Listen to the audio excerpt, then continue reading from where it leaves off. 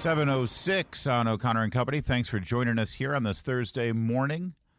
As we plow forward with the rest of our program, I want to let you know that for our first 2 hours, if you're just joining us, you can always pick it up on our podcast.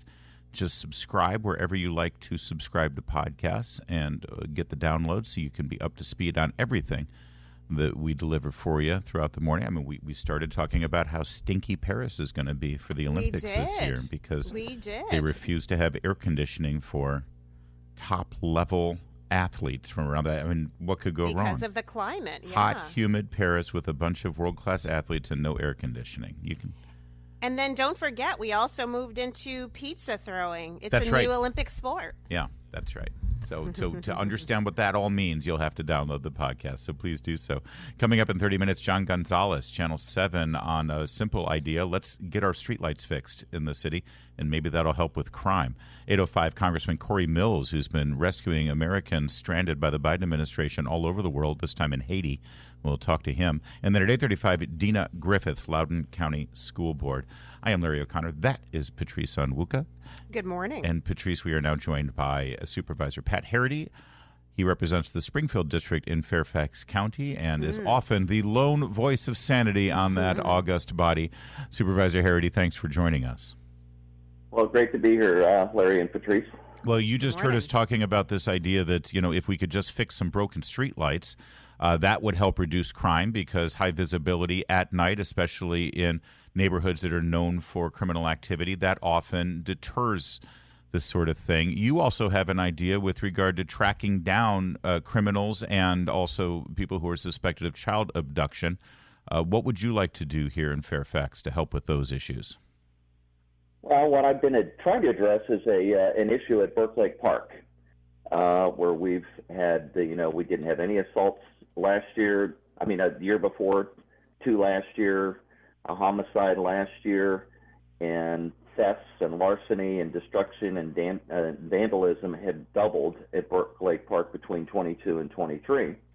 Our police have been using a great technology called license plate reader. They solved over 384 cases last year. You come to Fairfax, you'll get caught. But our park authority seems to doesn't want that answer in their parks. I haven't got a good reason why, other than we want to do our own surveillance cameras. Well, if their surveillance cameras are not working or don't seem to be effective, then shouldn't they be open to other ideas? And I mean, do they have any sense of what could be driving it? I mean, is it a new demographic change? Are you seeing people coming in from other counties and seeing that this is a target-rich environment because of a lack of surveillance? Yeah, well, Burke Lake Park is our most visited park. It's a beautiful park. It's an award-winning park.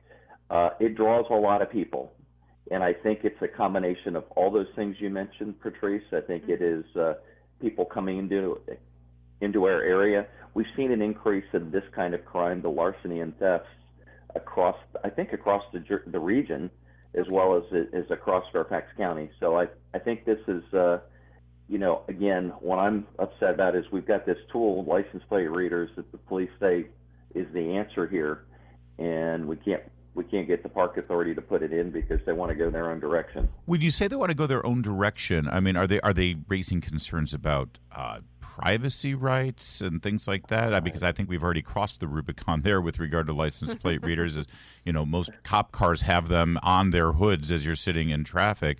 What do they mean, go their own way? They want to set up a surveillance camera. That's it.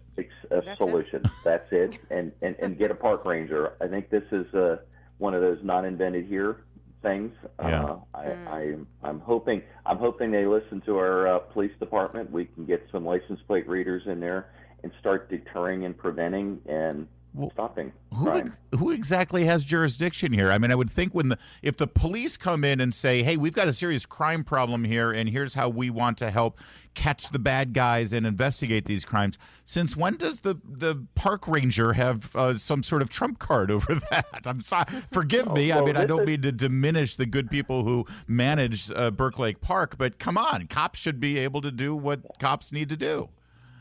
Well, this has been a little bit of a frustration for some members of the board, me and at least one other Democratic member of the board. This is a appointed, non-elected authority that really is making decisions on how taxpayer money is being used. So they are appointed one member each by a board of supervisors, and we transfer funds to them, much like the school board, and they decide how it gets spent. Mm-hmm. Wow. So it's something I think that we need to seriously look at changing the park authority to a parks department, like many of our surrounding jurisdictions have. Probably eliminate some bureaucracy at the same time. So we're speaking with Springfield District on the Fairfax County Board of Supervisor Pat Herrity. Pat, you're talking about how taxpayer money is spent, and I want to shift gears just to talk about the proposed tax hikes in the county. You're saying, I'm reading here that this is the first proposed tax hike on property in 6 years. What is going on? Why is a property tax needed right now, especially since I think a lot of families are still struggling with high inflation? Well, you got to be careful when you say proposed tax hike. That would be the tax rate hike.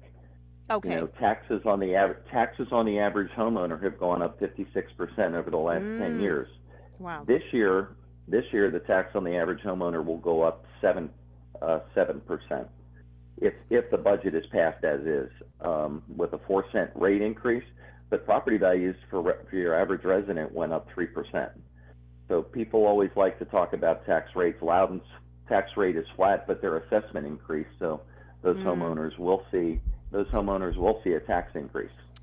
Mr. Supervisor, as laudable as the idea of these license plate readers, and I'm sure that it will be an effective tool for law enforcement, there's a growing problem here, despite what analysts on MSNBC might think about illegal immigrant crime and how it might affect Virginians.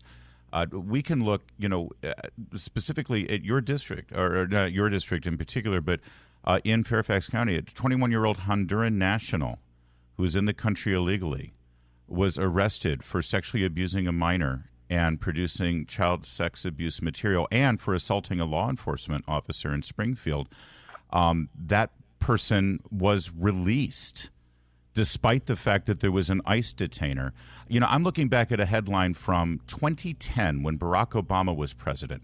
Fairfax County hands over 1,200 suspected illegal immigrants to federal enforcement officials.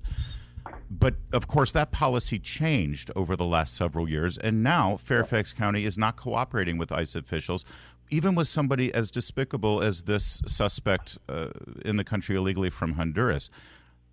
I love the idea of the license plate readers, but really, shouldn't we start tackling the idea that Fairfax County is not cooperating properly at the level they should be with federal immigration officials? Because there's a real growing crime problem here because of the newcomers in Fairfax County. Yeah, I don't know that we can blame it all on the newcomers, but there is clearly an indication that it's the newcomers that are causing at least a large part of the problem. So yes, I think we need to work on. I was disappointed we pulled out of the regional gang task force. Another thing Fairfax County has done to take a step back, and we need to, when someone's in the country illegally and they've committed a crime, we need to hold them and get them over to ICE and get them deported. A serious crime. So when you talk to serious crime, we absolutely need to do that, and there's no defense for not doing that. When you talk with your partners at Fairfax County Police Department, do they agree that would be a great tool for them? Because it's got to frustrate the cops when they arrest somebody and then they're released when they know they could hand them over to federal officials and actually not have to deal with them the next day. Well, remember we got two problems in Fairfax. That's one problem, which is the jail not holding those that have committed violent crimes for ICE, but we also have a prosecutor that isn't prosecuting a lot of crime, and at the same time not prosecuting crime. He's inept at the crime he tries to prosecute. So we've got a kind of a double, triple whammy here in Fairfax County between those two things. Well, I'm glad you're doing what you can little by little, and let us know if you need any more help just sort of sounding the alarm here and focusing on a growing problem for Fairfax residents. Thank you, Mr. Herrity. Thank you, sir. All right, thank you. Thank you. Take care. Supervisor Pat Herrity, Springfield District, Fairfax County Board of Supervisors at 7:15. Hey. On the next Vince Colonnade Show, one local school board is working hard to silence parents. We've got the details. Join us 3 to 6 right here on WMAL. But I tell you, if you have a problem figuring out whether you're for me or Trump, then you ain't black. Actually, not the most racist thing you're going to hear Joe Biden say today. There's a theory out there, Patrice Onwuka, that as Joe Biden's dementia continues to set in, he starts to sort of regress back to his good old segregationist days, back when his best friends in the Senate were, segregationists and people who were opposed to busing. And you remember his famous quote that he didn't want his schools, his kids' schools, to turn into a jungle, right? A racial jungle, right? A racial jungle, yeah. Well, here he was trying to get votes in Milwaukee, Wisconsin, and he was speaking to a radio station about poverty in black families, and he said this. For example, how many black communities are in a situation where they come from a circumstance where they're in difficulty, where the families are in real trouble, where you have people who, how many, even those families that are really poor don't have any books in the house. The kids don't hear a whole lot of conversation. Well, hold on. Now again, this is specifically, he starts it out by specifying black communities. For example, how many black communities? So black communities, and then he talks about poor families who what now? Families that are really poor don't have any books in the house. The kids don't hear a whole lot of conversation. So you're in a black family and you're poor, and that means you have no books in the house and the kids don't hear any conversations. What does that even mean? Would he say that about a poor white family? Would he ever utter the words that a white family is poor so they don't have any books in the house? Man, it's to say it's insulting is actually giving him more credit than he deserves. Larry, illiteracy, the fact poverty doesn't mean that you don't believe in books, that you don't believe in reading, that you don't want to teach your children how to read, that you can't hold a conversation in your house between adults, between children and parents. Whether you are a multi-generational family, you're a bunch of women, sisters, grandmother, daughter, granddaughter, all in the house, that they don't care about literacy. That's right. You could be a newcomer to this country. Larry, when my family moved to this country, we had very little in a very tiny attic apartment. And my parents worked very menial jobs to work their way up to buy a house. But on those jobs, you know what my mom did? She put money away to buy a set of encyclopedias. Because she wanted us to be able to have at our fingertips what we have at our fingertips on our laptops and our cell phones, which is access to information to learn. And those encyclopedias were not the only books in our house. So to say that this is insulting is actually to give him some credit for thinking about it. But this is his most basic belief about black people. He always falls back to this, Patrice. This is innate, Larry. This is not learned. This is innate. And all of the blacks that are surrounding him, the elites, the people who are educated, who should correct him and obviously demonstrate better, but correct him. They're not going to say a thing because he's an useful tool for what they're trying to accomplish. Meanwhile, the people who are poor and black and want opportunity are going to be looked down on, cast upon, considered by the President of the United States as nothing more than a bunch of illiterates. I have nothing more to add to that, Patrice Onwuka. Drop that mic, my friend. It's 7:21. Oh, goodness, Patrice. I'm still reeling off of your reaction. I'm still wound up, Larry. I am so wound up. Yes. Those poor black families who don't have books. I'm thinking Abraham Lincoln was pretty poor when he was growing up, and somehow he was able to read. In fact, doesn't Joe Biden constantly talk about how poor he was growing up, and yet somehow he was able to read? And he learned to read. Well, he could hold a conversation or listen to his parents hold conversations. Apparently, that's not true in black families, according to him, though. Only conclusion is Joe Biden thinks that white people are superior and black people are inferior. That's is this a systemic racism we've been looking for? Apparently. It's right there between his ears. Listen, we want to point out that there is still a large brush fire raging down near the Shenandoah National Park, Luray, where the beautiful caverns are down there. And we got a lot of listeners down there, but they've got a lot more on their mind than just listening to us. By the way, US 1 northbound near Quantico, I know some people who are currently serving down at Quantico. I was checking in with them because there was a huge traffic stop there. This thing sort of stretches across the area there. just one of dozens in Prince William County and hundreds across Virginia. Wow. The big one, though, is down in the Shenandoah area there that continues to go. I believe they've got 10% of it contained. 3 larger fires still active, though, through the night near Quantico, another one in Dale City, and another one in Nokesville. We were getting these warnings about potential fire hazards with the winds and with the dry conditions, and now we're seeing it develop. Hopefully the rain this weekend will help in fighting these fires. Amen to that. And, of course, the great men and women who are out there fighting it as first responders and firefighters. And just for a moment, let's pause and thank God that we have a governor like Glenn Youngkin who is not rushing to a microphone and a camera right now to decry carbon emissions and blame that he's getting the job done and not politicizing these fires and making sure that we're safe. It's 7:30. WMAL FM, Woodbridge, Washington, a Cumulus media station.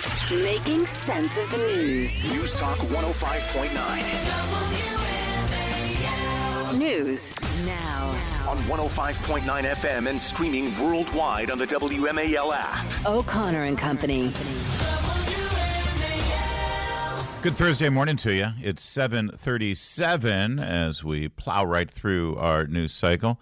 Thanks for joining us. Coming up at 8:05, Representative Corey Mills, who's been rescuing stranded Americans overseas. This latest evacuations came out of Haiti. We'll get his impression of that. And also, he attended that hearing earlier this week about the Afghanistan withdrawal. We'll get his reaction there, too. And then at 8:35, Dina Griffith. She's a member of the Loudoun County School Board. It's Larry O'Connor here alongside Patrice Onwuka. Good morning, Patrice. Good morning, Larry. And joining us right now is John Gonzalez, reporter over with our friends at ABC7, who we worked on a report that we shared a little bit of with you earlier this morning. John, thanks for joining us. Larry, Patrice, good morning. Thanks for having me this morning. You know, we often talk about, obviously, the horrific crime situation in Washington, D.C. and in the surrounding areas, and the attempts or the perceived attempts of politicians to try to fix the problem and rectify the matter, and they all debate these things and try to come up with new ideas and sort of, I feel like they're reinventing the wheel because we've had some basic ideas about policing and safety and crime for, decades that have worked. And you've put your finger on one that seems pretty basic here. If you just, fix the street lights so the streets aren't quite as dark, maybe that'll help the problem. Yeah, they're trying so many things in the city, and you got to feel for some of these officials, and of course the police department. They've got this theft suppression unit. The D.C. crime bill was just passed, and they were actually patting themselves in the back recently. They went 8 days without a homicide in D.C., and the numbers were actually doing pretty well this new year until this mass shooting on Sunday morning. And it always seems to be the case when you have these terrible shootings. The streets are dark. I've been talking to Terry Lynch. He's an advocate in the city with D.C. Downtown Cluster of Congregations. This nonprofit looks at this and focuses on streetlights. Mm-hmm. And in that particular neighborhood around the Kennedy Rec Center over the weekend, 9 floodlights were out, 4 streetlights. And some folks may say, oh, gosh, it's just lights. But really, if you think about it, and if you look at the numbers, lights do make a difference. And even the commander for the 3rd District there, he met with residents 2 nights ago, and he even said that lights do make a difference. When you have lights that are out in a neighborhood, it breeds criminals to come into these zones that are darker. So, yeah, it is a problem. Obviously, the police can't do it all. So, these advocates are saying these agencies do the job and make sure that the little things are done. Well, John, you put your finger on it, which is the city needs to ensure that the little things are getting done. From your reporting, is it your understanding that these lights didn't just go out suddenly all at the same time within the past couple of days, but this is a long-standing issue that residents have been raising with the city, and they still had not been replaced? Is that correct? What's scary is that Terry Lynch, who I mentioned a minute ago, he sent a letter to police and the DGS and Department of Transportation, different agencies, reporting the same lights in the same neighborhood were out last year. My and goodness. here we are. Yeah, and something tells me the lights out in front of, district council members' homes will get fixed when they go out, when they put in the phone call. So has there been any reaction from the city? Have they explained why they have neglected this neighborhood and not done just the basic maintenance that the city is paid to do through our tax dollars? Yeah, we haven't had much of a response, to be honest with you. We've reached out to the agencies this week, and I haven't gotten any responses.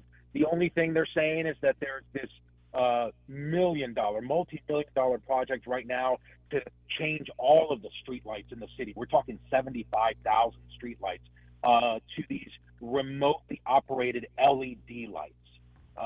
But they're only about half done. I'm sure that's to save energy because of climate change. Just fix the lights. Just replace. Yes. It's literally as simple as replacing a light bulb. This is so frustrating, John. Yeah, absolutely. And to be fair, around the Kennedy Rec Center, there are working streetlights. It's not pitch dark. Right. But, we were live on one corner behind the rec center yesterday morning where 3 floodlights were all out. And it does make a difference. You create this real dark, ominous corner. Absolutely. And that's where criminals say, hey, there's a good spot to mug someone. And that's what we're seeing. Exactly. Now, John, just to shift gears a little bit, but I'm scrolling through your feed and I'm noticing you covered Metro Transit. And, we've been talking about kind of fare evasion and cracking down on fare evasion as a way to address some of the crime on Metro, which obviously is keeping people away from taking the Metro system. Any updates there? Anything you want to share with us on how that crackdown on evasion is going? It's funny. I was talking to someone last night who said, hey, I was riding the Metro and I saw police give someone a citation. But the problem here is you've got young kids, and not just young kids, you've got folks jumping these gates, and they don't pay the fares, and now you're asking them to pay a citation? That's probably not going to happen. I mean, let's be realistic. But at least the approach is there. Metro is trying different things. They've added these saloon-style gates to try to physically prevent folks from jumping the gates. And there's programs out there. They've made it clear if you need help paying for your fare, we've got programs. But it's a question of whether these folks really, are going to go that way. But it's also about sending a message about what we as a society expect from the citizens and how we, That's exactly right. Right, and that's the same with street lights. Obviously, you'd rather walk down a well-lit city street in the middle of the night. You'll feel safer if it's lit versus a dark street. But it also, when the city neglects a neighborhood and a citizen, a taxpayer, calls in and says, hey, my street light's broken, can you fix it? And it's just ignored and neglected. It also sends a message. It's like, the famous broken window syndrome. If the city doesn't care about that neighborhood, if they don't do anything to fix that neighborhood, then why should the people who live in that neighborhood care about it? And the next thing you know, you've got lawlessness. And it's so sad and depressing because the citizens of this city deserve better. Much better. And John. DC Police, they've said they've urged residents in the past, call 311 to report an outage. But even the commander, the district commander, said the other night that program is way behind to try to get these lights fixed. Well, it's and it's not like we're undertaxed here. It's not like they got they got budget. John Gonzalez, thank you. It's stories like this in our community that do in fact make a difference and shine a light on just all the various aspects of what's wrong right now in contributing to this larger problem. Thanks for doing that work, Thanks, John. John. Appreciate it. Absolutely, glad to be on. It is 7:44. We have an update on the Don Lemon drama. There's always drama around this person, isn't there? Oh, Don. I'm trying to channel my Julie voice. Oh, Don. So you remember his interview with Elon Musk where he basically blew his multi-million-dollar payday because he was such an unbearable, ignorant jerk. Well, now he's got Kara Swisher on to discuss the fallout of the interview. This is how it works. Don Lemon does an interview.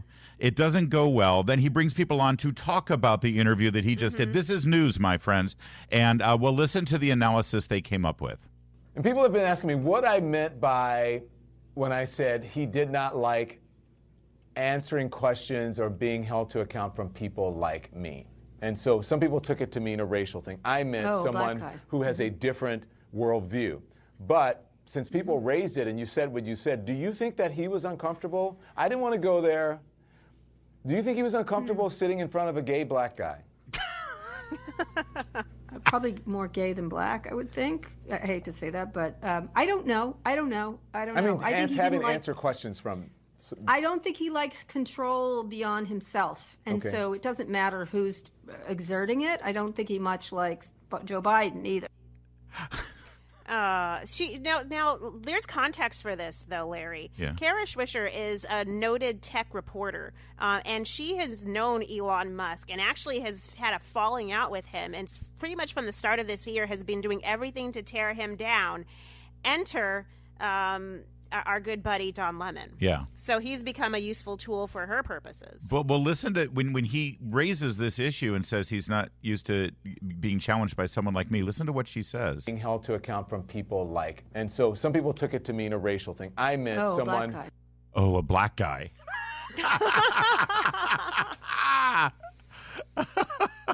But then, of course, Don has to take it one step Do you further. think he was uncomfortable sitting in front of a gay black guy? God, honestly, if It's so as happy as I am with my career, if only I were a gay black guy. Can you imagine? No, in the hierarchy, there is one person above you. Well, two. I'm still keeping the trans card available if necessary. Exactly, Larry. That trans card would put you at the top spot. Dude, I would be Scrooge McDuck doing snow angels in my pile of gold bullion. I love that show, by the way. No, Don Lemon is he's just a gift that keeps on giving. Yeah. He is so arrogant and full of himself and blinded by his own, I think you're just uncomfortable with a gay pompousness. black man, Patrice. I'm actually not. I'm a black woman, and I can sorry. almost say anything I want to say. These are the according to rules. I hierarchy. don't make them. I According to the merely rules. have to follow them. Yeah. Although Kara might have been right about this part. Probably more gay than black, I would think. I think it is fair to say that Don Lemon is, in fact, more gay than black. Especially given his dating habits. 7:53.